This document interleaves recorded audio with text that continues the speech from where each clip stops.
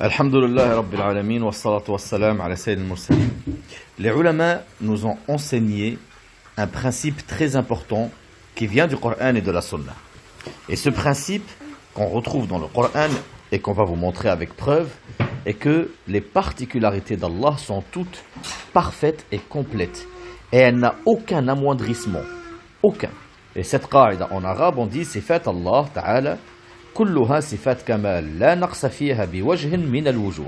Ça veut dire que les particularités d'Allah sont parfaites en tout point. C'est-à-dire que Allah Azza wa Jal n'a absolument aucun défaut.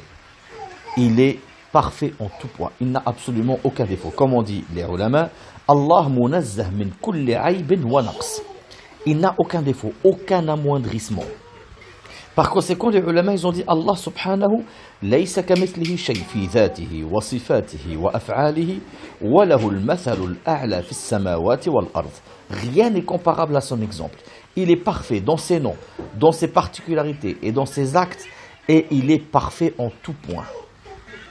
Allah dit lilladhina la yu'minuna bil akhirati mathalu as-saw wa lillahi al-mathalu al-a'la wa huwa al-'aziz al-hakim.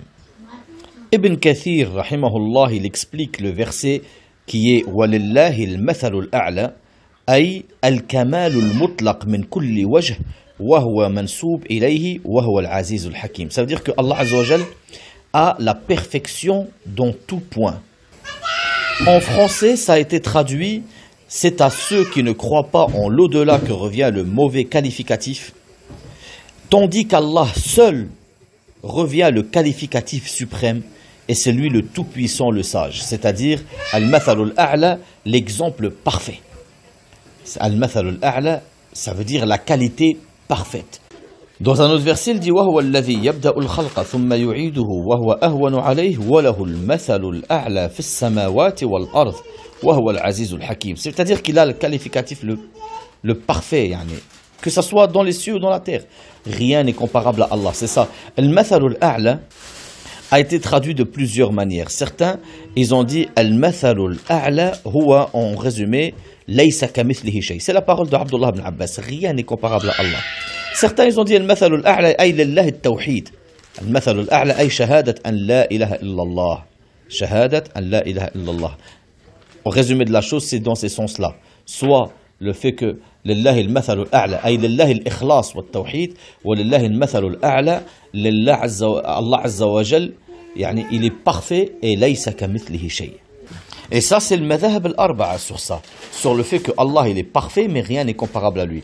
Par exemple Abu Hanifa rahimahullah, il dit wa sifatuhu kulluha khilaf sifat al-makhluqin ya'lam la ka'ilmina yaqdir la kaqdratina ويرى لا كرؤيتنا ويسمع لا كسمعنا ويتكلم لا ككلامنا. C'est-à-dire Allah Azza wa Jal, dans toutes ses particularités, c'est pas comme nous, comme la créature.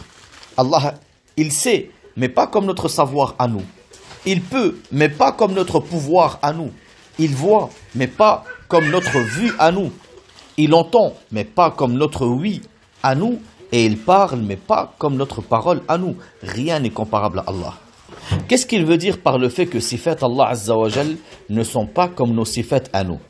Ici, Abu Hanif al-Nu'man, rahimahullah, il montre que les particularités d'Allah Azza wa Jal ne sont pas créées. Elles font partie d'Allah et par conséquent, elles sont parfaites.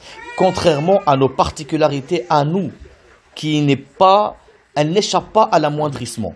Nous, on a le savoir. Allah, il est alim. Et il nous dit à nous que on a l'ilm aussi, sauf que notre science à nous, elle est précédée par l'ignorance, suivie par l'oubli. Allah, sa science n'est pas précédée ni par l'ignorance et ni n'est suivie par l'oubli. Notre parole à nous, il y a dedans le rib, le namim, le mensonge, tout. Allah Azza wa Jal ne sort de lui que al-haq. Sa parole a une sagesse tellement parfaite. Regardez simplement tafsir al-Qur'an. Le Qur'an en un volume. Pour le faire son tafsir, des centaines et des centaines de volumes, pour montrer qu'une phrase seulement est remplie de tellement de sagesse que jusqu'à aujourd'hui, les savants continuent à découvrir encore et encore et encore l'explication du Coran, etc. Une seule phrase est remplie de tellement de sagesse. Allah, il voit. Toi, tu vois ce qui est à ta proximité.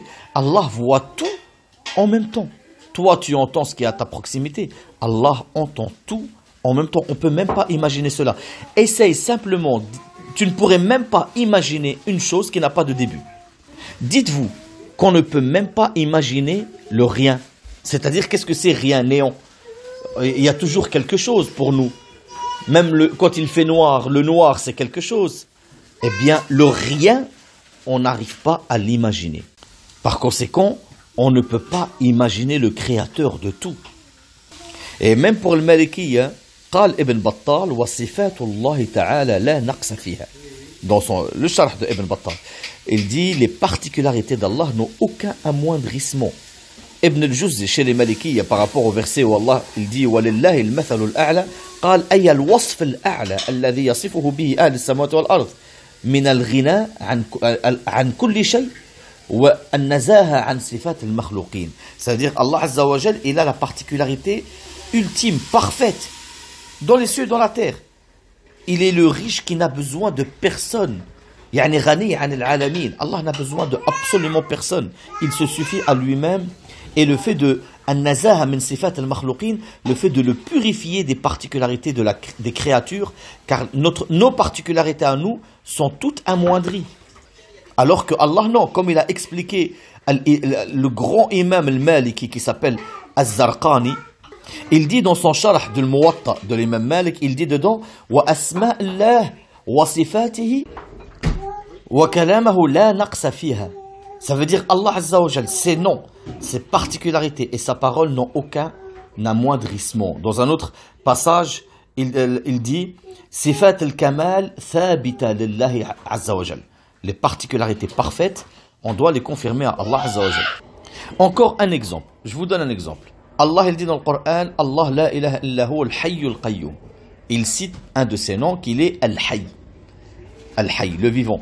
Et il nous dit dans le verset d'après, la ta'khudhuhu sinatun wa la nawm. Il n'est pris ni par somnolence, ni par le sommeil. Nous, on est vivants.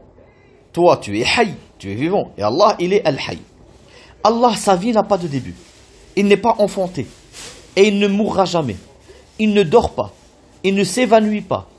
Il n'a aucun manque d'inattention. Il n'a aucun manque de quoi que ce soit. Alors que toi, ta vie, elle a un début. Elle a une fin. Et entre les deux, le sommeil, la somnolence, l'évanouissement, les maladies, etc., etc. Tu vois la différence entre la vie d'Allah, complète, sans aucune faille, et ta vie à toi, limitée, remplie de failles. C'est ça qu'il faut comprendre. On s'arrête là par rapport à ce cours. Subhanakallahumma wa bihamdik. Ashhadu an la ilaha illa ant. Astaghfiruka wa atubu ilayk.